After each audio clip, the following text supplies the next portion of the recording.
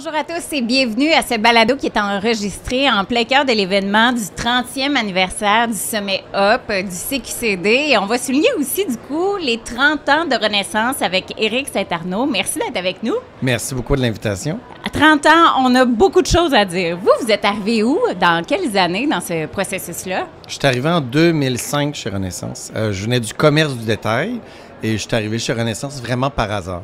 Par hasard. On frappe pas à la porte juste comme ça. Je suis vraiment arrivé par hasard parce que je connaissais pas l'économie sociale. Donc, je viens du commerce de détail, l'économie traditionnelle. Je suis arrivé par hasard et je ne savais pas que j'allais rester. Et je suis tombé vraiment en amour avec le modèle. Et j'ai quitté un petit moment, mais maintenant, ça va faire presque 14 ans d'un coup sec que je suis chez Renaissance. J'ai gravi les échanges, j'ai changé de poste. Mais ce qui m'a passionné, c'est que c'est un modèle économique qui, au fond, 100% de l'argent est réinvesti dans l'organisation, autant sociale qu'environnementale. C'était quoi votre vision au départ, là, à l'époque? C'était quoi vos ambitions en débarquant chez Renaissance? Pour être honnête, est-ce que j'avais une ambition en tant que telle? Le directeur général, qui était Pierre Ledos, le fondateur de Renaissance, que j'ai succédé quand il a pris sa retraite, il avait une vision de faire une organisation différente du monde. Il voulait vraiment que ce soit une organisation qui fasse du bien aux gens et qui fasse du bien à l'environnement. Donc, moi, je suis arrivé avec mon expérience commerce du détail. Donc, je l'ai accompagné, j'ai travaillé avec lui. On était comme co-créateurs. Et co-créateurs chez Renaissance, c'est plein de monde. Et ma vision est vite venue avec le temps de comment on pouvait démocratiser l'usager en faisant des magasins pour monsieur et madame tout le monde. C'est pas à cause qu'on a les moyens qu'on peut pas y aller, mais aussi c'est pas à cause qu'on n'a pas les moyens qu'il faut magasiner d'un magasin qui est moins tentant et moins intéressant. Comment mixer ça? Puis là, aujourd'hui, Renaissance est là. C'est un travail d'équipe, mais ça fait une vision un petit peu plus inclusive dans le magasinage et ça va avec une mission sociale inclusive. Puis aujourd'hui, on est rendu à combien d'espaces magasins Renaissance? Vous venez encore d'ouvrir, là? Oui, on vient d'ouvrir un magasin la semaine passée sur Anjou, là, près des Galeries d'Anjou. Donc, on est presque rendu à 71, 72 locaux. Ça inclut des magasins, des grands friperies, des petits, des centres de dons, centre d'impact, qui est comme un centre de distribution. Donc, oui, c'est beaucoup de locaux, 1500 employés. C'est rendu une grande entreprise. Mais je vais dire qu'on travaille beaucoup sur... on est obligé de devenir un peu corpo à cause qu'on est gros, mais on ne veut pas avoir la culture. On veut garder l'image, la solidarité, le respect, toutes les valeurs de Renaissance, les faire vivre, puis pas oublier la mission sociale qui est le centre et au cœur. Fait que, des fois, les gens le voient à l'extérieur, l'achat, mais en arrière, c'est aider les gens. C'est ça l'objectif. C'est l'humain et depuis toujours qui est au cœur de vos interventions. C'est la mission sociale. Ça a évolué beaucoup au fil des années.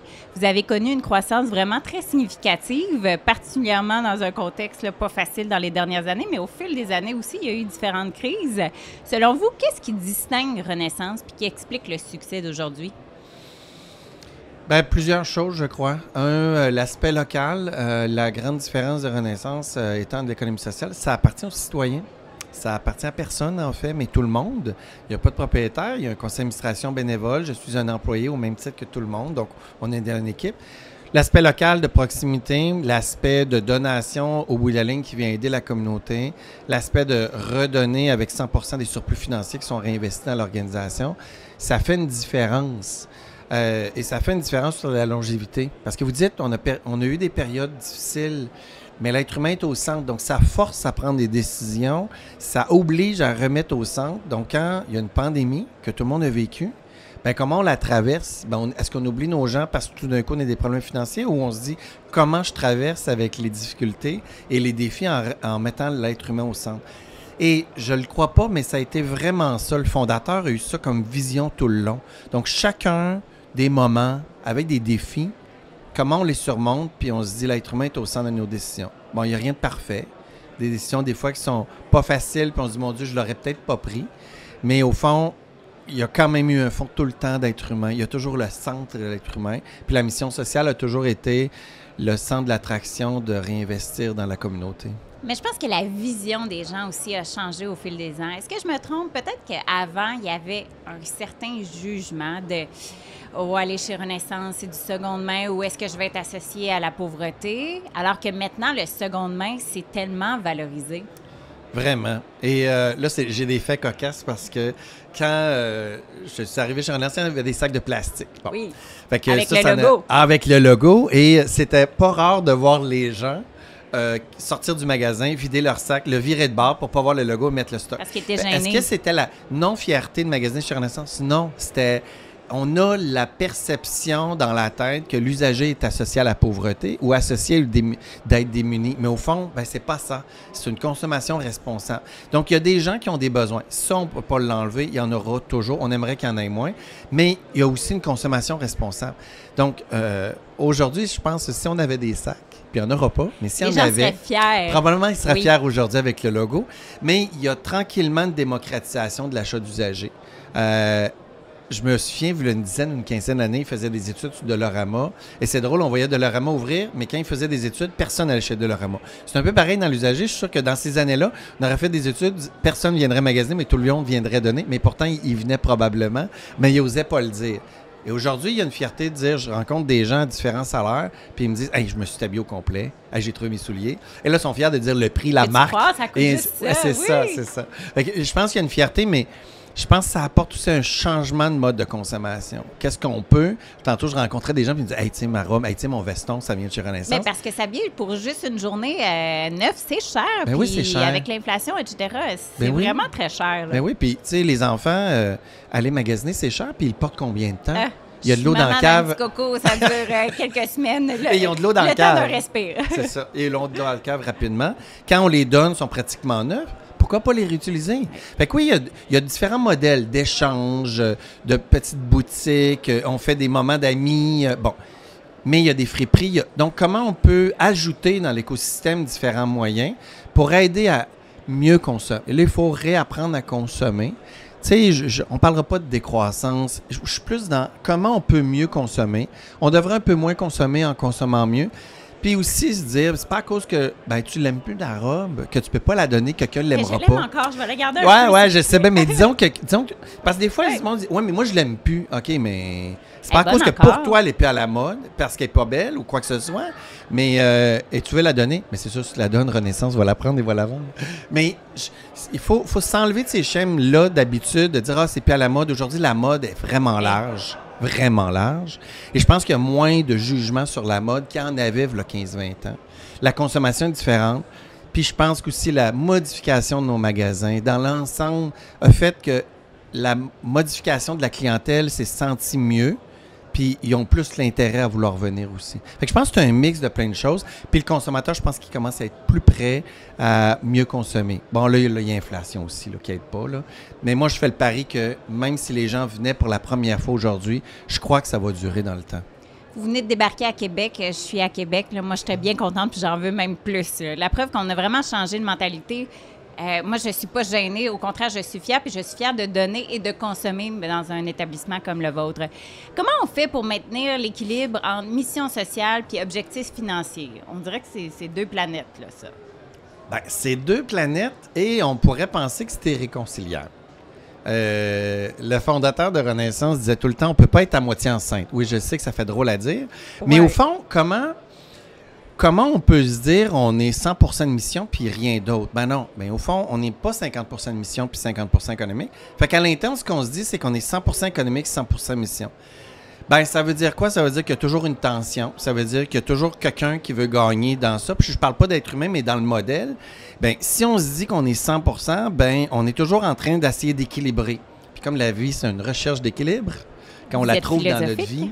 Hein? Vous êtes philosophique? Non, mais je pense que dans la vie, on essaie de trouver un équilibre. La journée que vous le retrouvez, le lendemain matin, on vient de perdre, tu sais. Et là, je pense que la vie, c'est ça. Donc, le modèle économique et social, c'est un peu ça, c'est la recherche de l'équilibre. Puis, ça a l'air simple, puis ça ne l'est pas, mais ça oblige à toujours réfléchir. Fait que si l'économique prend trop de place, c'est dire, hey, il y a la mission. Et si la mission prend trop de place, c'est la même chose. C'est comment garder l'équilibre. Parce que le but, c'est la pérennité pour continuer à aider les gens, puis continuer à aider l'environnement. Parce que cette organisation-là, quand je ne serai pas là, il va y avoir d'autres gens, un autre conseil d'administration. Il faut que ça dure pour les citoyens, parce que ça reste local.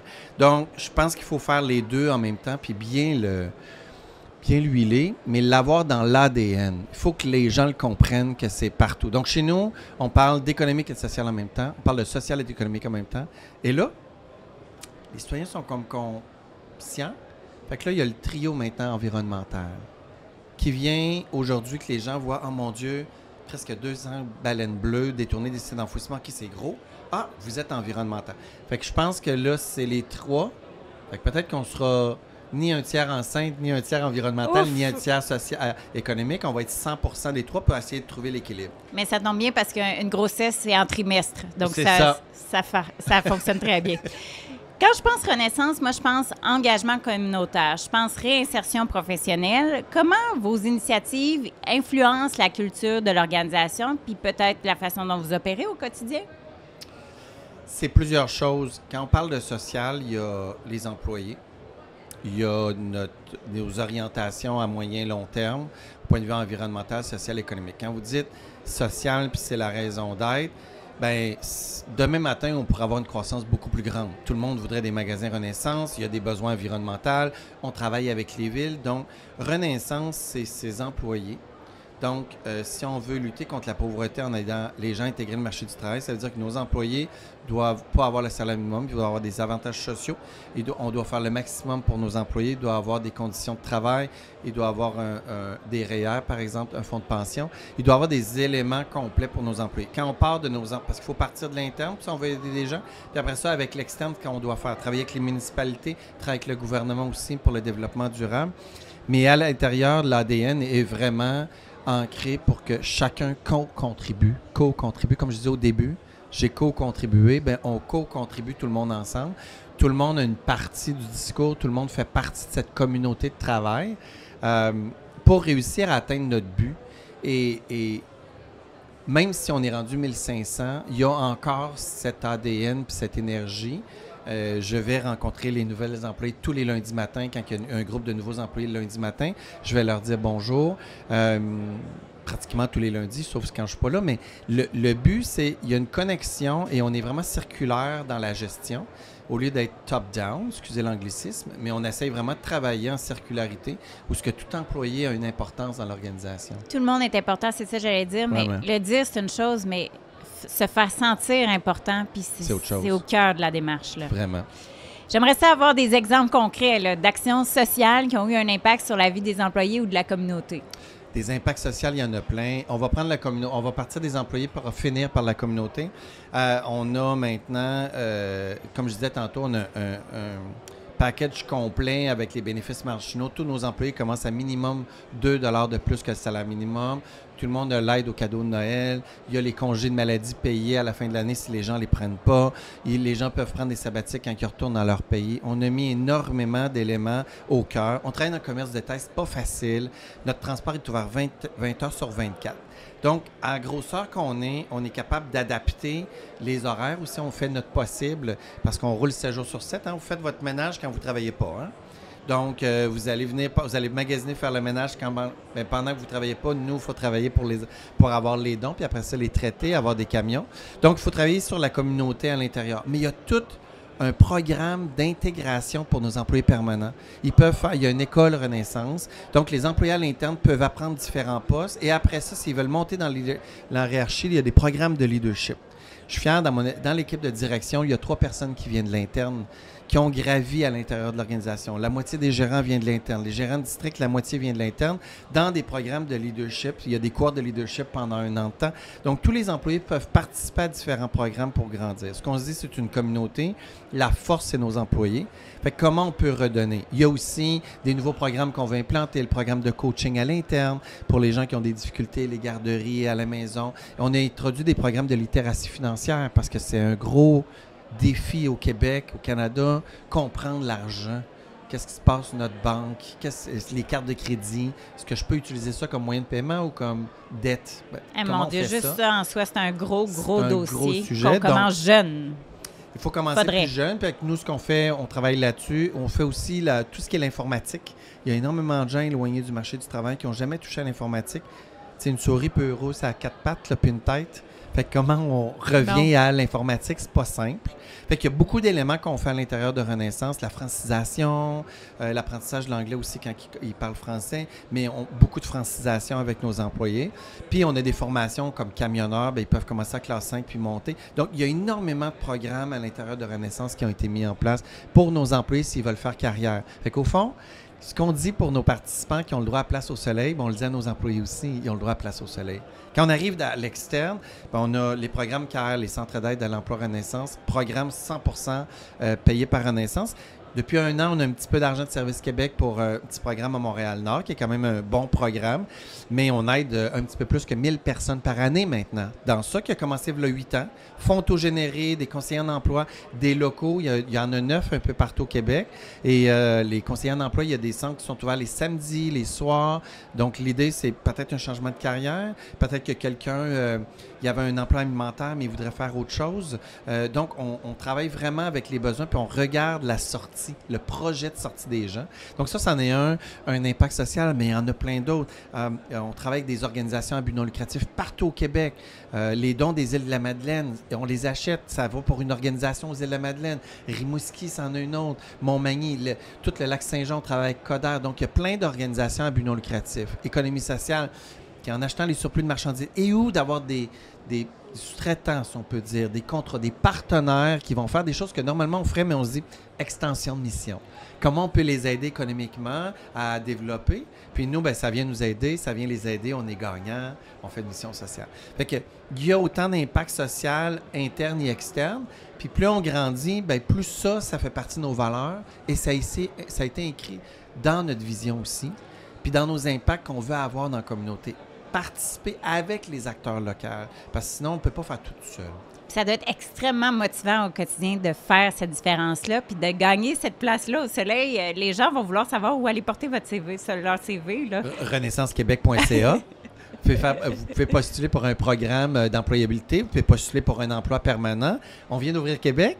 Je viens de Québec, donc j'étais bien fier d'amener le modèle à Renaissance. J'étais un petit gars de Beauport, donc j'étais bien fier qu'on arrive à Québec. On a un petit centre de dons, mais vérifiez bientôt parce qu'il va y avoir un grand magasin qui va ouvrir au printemps à Québec. On en a un à Lévis, on est arrivé à Lévis. Je prends des notes.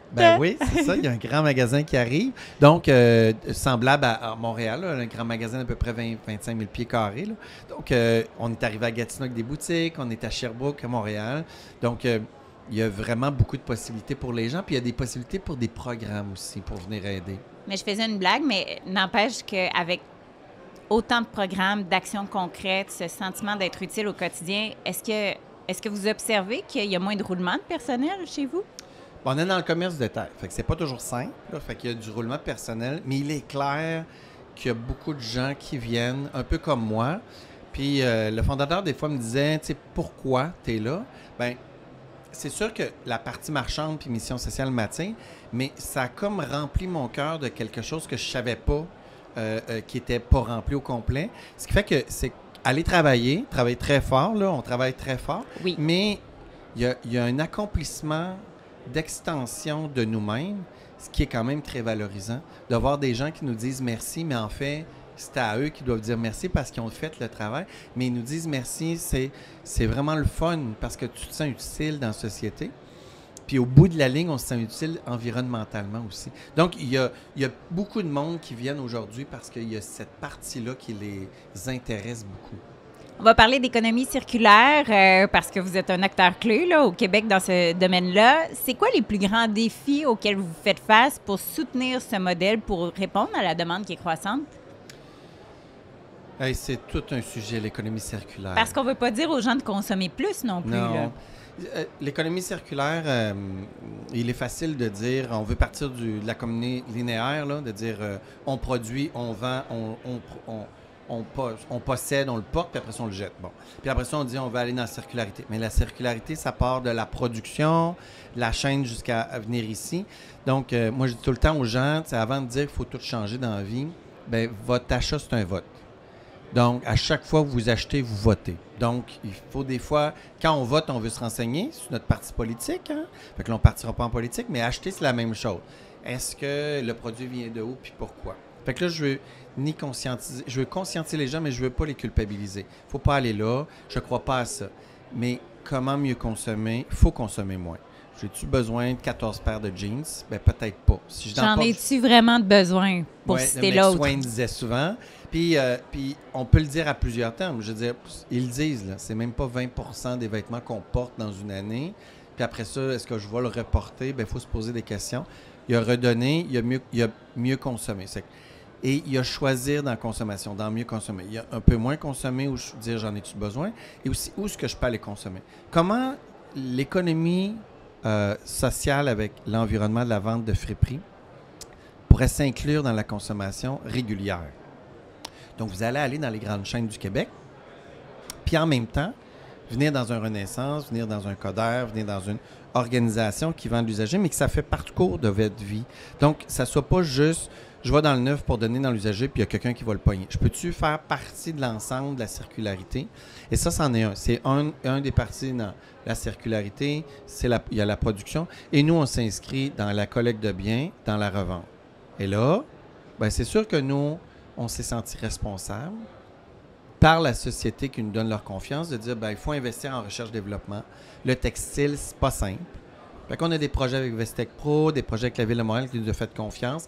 Il y a l'année passée pour 2 ans de temps. Là, cette année, on a Défi Innovation qu'on a continué. C'est presque 1,4 million de dollars qu'on a mis en 3 ans sur la recherche-développement avec des équipements de pointe en recherche. C'est pas simple, mais on ne pense pas qu'on va être le seul à trouver une solution. Mais il faut travailler sur des solutions parce que c'est épouvantable la quantité jetée. Donc, surtout en fast fashion, on est dans des années où on achète beaucoup. Là. On est dans les années fast dans tout. Hein? Le temps est court. Mon collègue me dit tout le temps, il y a 168 heures dans une semaine. On veut tout en acheter plus d'heures, mais ça ne se crée pas. À quel prix? C'est ça, c'est à quel prix. Et dans les produits, c'est un peu la même chose. Le super fast fashion, je peux comprendre les gens par le prix. Je viens pas d'une classe qui avait les moyens, puis j'ai porté de l'usager toute ma jeunesse. Fait que je peux comprendre. Sauf que des fois, il vaut mieux attendre puis acheter un T-shirt que d'en acheter 4. Parce que les 4, vous allez les jeter dans pas tout à fait 3-4 mois. L'autre, vous allez le garder minimum 1 an à 2 ans. Puis en plus, celui que vous allez acheter dans le super fast fashion, ben il n'est pas reconsommable. Il s'en va pratiquement tous dans les vidanges parce qu'il n'y a pas de possibilité. Donc, il y a faut revoir notre façon de consommer. Il faut se poser des questions pour qu'on consomme. Sinon, on s'en va droit dans le mur dans la consommation, là, à mon avis. L'innovation chez vous, comment ça se traduit? L'innovation. Bien, quand on s'est en allé dans le recyclage textile, c'était assez innovateur. On n'a jamais voulu... en fait, on n'a jamais pensé aller là un jour parce que ce n'est pas notre domaine d'expertise. Mais on avait un devoir. L'innovation est venue par nos centres de dons, par exemple. Avant, il y avait les boîtes de dons. Tu sais, les grosses cloches un peu partout que le monde mettait dans leur boîte. Puis en 2008, le directeur général, quand on est arrivé, on a été visiter plein d'organisations ensemble. On cherchait un modèle dans notre réseau qu'on fait. Puis on travaille avec. Puis on est arrivé avec le modèle de centre de dons, proximité, service à clientèle, ouvert 10 heures par jour, de 8 heures à 6 heures, 7 jours sur 7. Faciliter la vie du citoyen. Au lieu de porter ses batteries, ses lampes, un peu partout, dire, bien, vous avez un endroit à venir porter et ça va être plus simple pour vous. Donc, c'est là qu'est arrivé nos centres de dons. C'était assez innovateur, ça n'existait pas. Les villes, c'était difficile d'avoir des permis, personne ne voulait. Là, aujourd'hui, tout le monde veut, mais ça a été des années de combat avec l'urbanisme, différentes municipalités. Sauf que ça aujourd'hui, ça paye au point de vue environnemental énormément. Là, parce que c'est des locaux qui coûtent cher.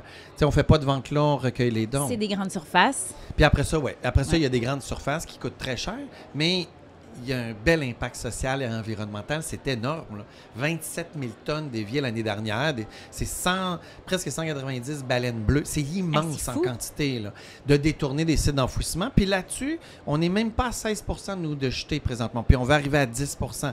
Puis pour les gens qui nous écoutent, 10 % c'est zéro déchet. Et c'est dur d'atteindre le zéro déchet, mais nous, on est en voie de l'atteindre tranquillement. On travaille très fort, mais plus on augmente le volume dans chaque catégorie, mieux c'est. Donc, c'est là qu'on va chercher l'innovation, sur travailler avec des partenaires qui travaillent avec nous pour différents biens, matières, l'électronique, l'électrique, les livres. Donc, on a des partenaires qui sont pour les matières à la fin. Donc, on travaille sur plusieurs projets en même temps, mais encore une fois, c'est un travail d'équipe. Oui, mais là, vous piquez ma curiosité parce que, tu sais, l'innovation, ça peut être très large. Il faut quand même bien qu'il y ait un humain qui prenne l'objet, qui l'évalue selon sa qualité, etc., qui met une étiquette. On ne peut pas avoir une intelligence artificielle qui fait tout ça nécessairement. Ça peut ressembler à quoi, l'innovation, dans le futur, chez vous? Bien, présentement, tout est fait à bras, là. Parce que ça, c'est un verre. Bien, nous, s'il y en a 10 000, c'est 10 000 sortes. Fait que c'est très rare qu'il en arrive 4 pareils. Ou s'il arrive 4 pareils, c'est sur 2 semaines. Donc, tout est différent. Donc, tu as raison, c'est l'innovation. Il faut prendre le temps d'y toucher, le laver. Bon, disons qu'on lave les souliers, on ne lave pas les vêtements, mais on lave les souliers, l'électronique, on l'essaye. Donc, avant d'arriver à toute l'intelligence artificielle qui fasse tout, il y a un bout à faire. Nous, l'innovation, il va y avoir une partie qui va s'automatiser là, dans les prochaines années. On le voit. C'est sûr que la pénurie de main-d'œuvre, les métiers de services, là, c'est difficile physiquement. Puis là, l'offre des services, des emplois est plus large. Donc, il va y avoir un travail de ce côté-là. Il va y avoir un travail probablement dans chaîne de tri plus automatisé dans nos locaux, des équipements, les inventaires automatisés. Bon, il va y avoir plus en plus d'intelligence artificielle qui va s'introduire. C'est là-dessus qu'on se travaille avec Investissement Québec et d'autres partenaires. Donc, on va devoir l'introduire. Mais je ne sais pas quand. Imaginez, là, on sort à peu près 9 à 10 millions de nouveaux morceaux juste de vêtements par année. Donc, chaque morceau est unique. C'est un défi de taille. C'est gigantesque. Puis c'est pas... Puis je comprends des fois qu'ils vont dire, les gens, c'est cher chez Renaissance. Oui, mais la marge n'est pas si grosse avec tout le monde. Si on paye des bénéfices, les locaux, on n'a pas de subvention, ni les locaux, l'électricité, rien. Donc, comment on fait bien ça? Donc, il faut bien former des gens pour qu'ils comprennent la marchandise et tout. Donc, est-ce qu'il va y avoir de l'innovation? Oui, il va en avoir. Dans tout, je sais qu'il va y avoir de l'automatisation. Là, on travaille sur un gros projet, notre plus gros projet de l'histoire, 50 millions de dollars. On construit un centre d'impact qui est comme un gros centre de distribution. On l'appelle Impact parce qu'il y a du social, de l'environnemental là-dedans. Donc, c'est 160 000 pieds carrés. C'est plus de 3 terrains de football. Là, je veux bien vous écouter, mais peut-être que les gens entendent la voix de l'annonceur parce qu'autour de nous, les choses se passent. Là, il y a un événement. Là, c'est l'heure de la pause, si c'est ce que vous entendez. C'est ça. Mais je suis tout à vous. Donc, ça va être où, ce méga centre? C'est à Rivière-des-Prairies, c'est notre deuxième. On va en avoir d'autres au Québec. Là, celui-là, c'est le deuxième. Et celui-là, c'est pour augmenter notre volume. Donc, on veut passer de 27 000 à plus de 50 000 tonnes dans 5 ans, dans 6 ans à peu près, en 2030, donc 5 ans et demi. Donc, on veut se rendre là. Et l'objectif, c'est encore une fois plus aider les gens à intégrer le marché du travail. Et on va en avoir d'autres après ça dans le Québec. Puis là-dedans, dans ces boîtes-là, ces méga boîtes, c'est qu'on veut avoir de l'automatisation. Parce qu'on comprend que ça, au début, c'est un verre, à la fin, c'est du carton. Donc, votre robe, c'est un textile à la fin. Au début, c'est une robe. Et est-ce que ça pourrait être un textile ou du carton qui serait réutilisable? C'est ça. Donc, c'est là-dessus qu'on est, à se dire, plus on augmente le volume, puis on peut trouver chacun des éléments quelque chose pour l'envoyer avec des partenaires pour faire la réutilisation ou le recyclage plutôt. Nous, on fait le réutilisable et aider des partenaires à avoir le volume pour réussir à rendre rentable. Le recyclage dans l'économie circulaire, c'est cher et il faut du volume. Donc, c'est comment travailler avec des partenaires pour rendre ça rentable pour que d'autres entreprises et organismes veulent faire le pari que nous, on fait pour aider encore la société. Autre note à moi-même, relancer M. Saint-Arnaud, idée de reportage, idée à suivre. J'aimerais ça qu'on parle encore de réduction des déchets parce que c'est tellement important. Est-ce que la sensibilisation, l'éducation, une consommation plus responsable, veut pas, ça fait partie aussi de vos tâches ou c'est un phénomène de société qui est bien au-delà de vous? Oui. Ben oui, c'est au-delà de nous. Mais je pense que tout le monde peut faire sa part et nous aussi. Il y a 2 ans, on avait fait une campagne qu'on veut répéter sur un peu faire le ménage du garde-robe, un peu comme Kudu, mais différent, sur expliquer aux gens le nombre de morceaux qu'on a de besoin pour vivre une saison. Donc, à 21, 22 morceaux, on peut vivre une saison. Donc, juste expliquer aux gens leur paradigme là, de la quantité qu'on a de besoin, puis aussi de redonner en même temps, puis comment consommer. Bon, j'ai-tu besoin de mon morceau? Si j'en rentre un, moi, chez moi, j'ai une philosophie que si je rentre un morceau, j'en sors un. Je ne sais pas si vous l'avez. Chez nous aussi. Donc, c'est trop petit, il faut que ça sorte. Ben c'est ça. Mais ça vient aussi avec la conception. Ouais. Donc, est-ce qu'on agrandit le garde-robe ou on garde le même? C'est ça. Donc, c'est trop cher. Donc, c'est comment le faire après ça, puis se dire, je rentre un morceau, j'en sors un. Ça nous remet en perspective quand on décide d'acheter des morceaux. Et après ça, ça fait qu'il y a un travail à faire avec les citoyens. Fait que là, ça prend une génération, changer des mœurs, mais c'est correct.